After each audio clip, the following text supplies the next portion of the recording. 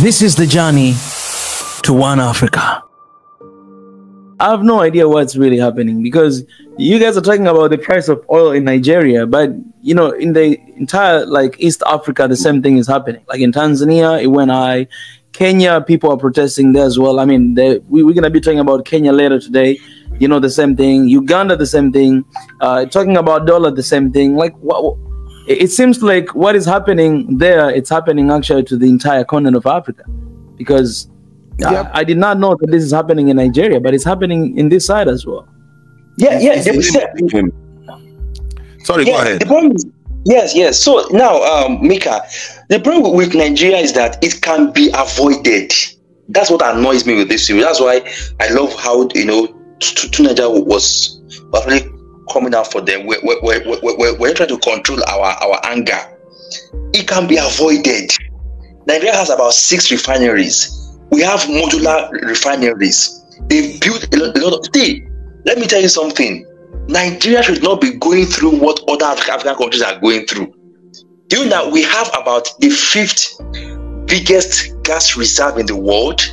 See, there's a place in Enugu, Nigeria. They were drilling something, and guess what came out? Gas. Was just pouring out. Gas. Till today, that gas is still wasting. Look, Nigeria should not be in the mess of other. I know my country very well.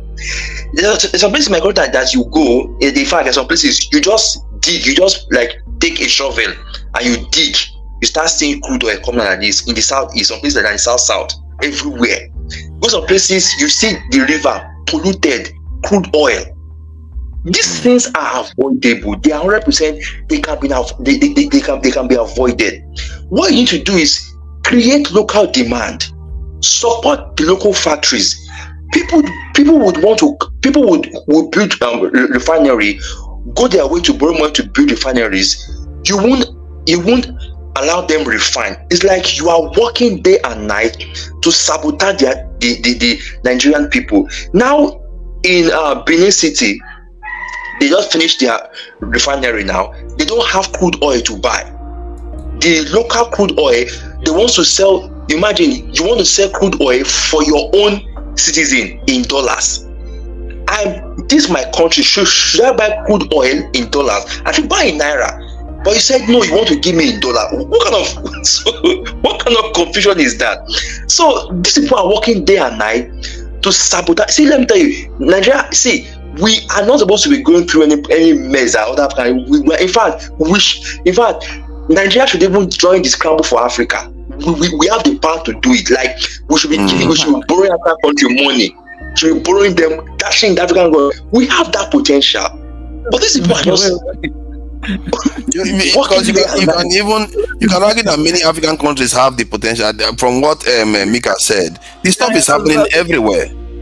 Exactly. That's what I wanted to say. That the situation that John you're saying about Nigeria, I see that in pretty much all the African countries, that the situation that we're going through, we don't deserve to go through, because we can avoid this, and we have ability, we have resources, we have the power to do that. But it kind of seemed like what Niger was saying here, that the decision is not being made. Like instead of choosing A, we constantly choose B. Like you know that you can simply do this and that, because all the time we hear this, how can I say, advisors from all these expertise, in our countries, like engineers or, doctors, or all these expertise that we know. But it kind of seems like the politicians, I don't call them leaders anymore. Politicians, they don't really follow those advice. They do exact opposite.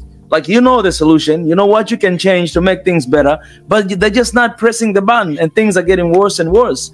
And that's what happened in Africa. GP, I wanna hear from you first before we move on, because I see we already started to talk about leadership basically. So I want to hear you finishing up with this topic, and then we'll just connect with leadership with this moment that we have here.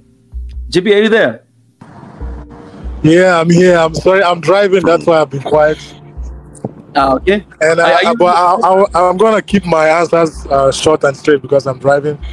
What I want to say is this, because I think it was Niger. He said something. He said he's still waiting for our president to do something good, something nice that he will commend him for. But for me, I'm very sorry, but I would say I don't even expect him to, because this guy has continuously proven to us that he has no clue of about what he's doing there. Because of course, you have a guy that, you know, he's clueless.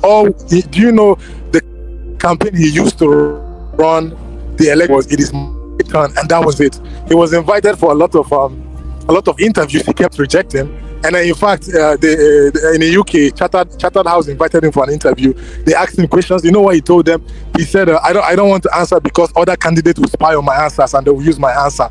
Like, what kind of nonsense? And I don't know. And this is somebody that still became a leader. Of course, I don't want to believe he was elected, because through a lot of intimidations, he took power. And then that is why.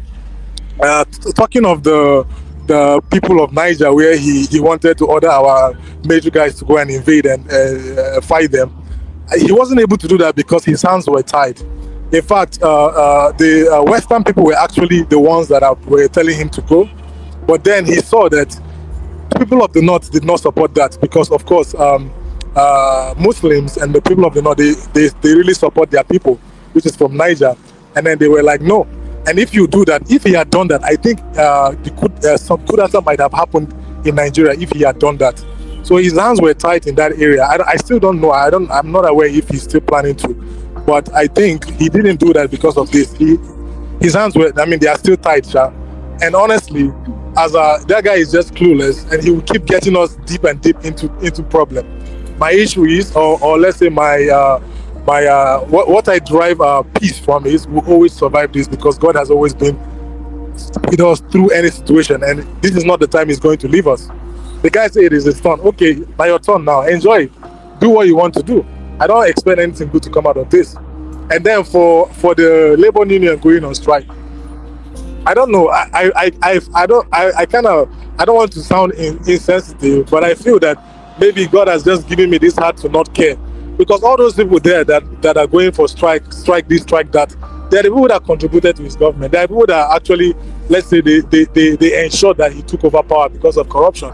And then, in fact, everybody that contributed to him rigging the election, he actually awarded them with a ministerial position, this, that.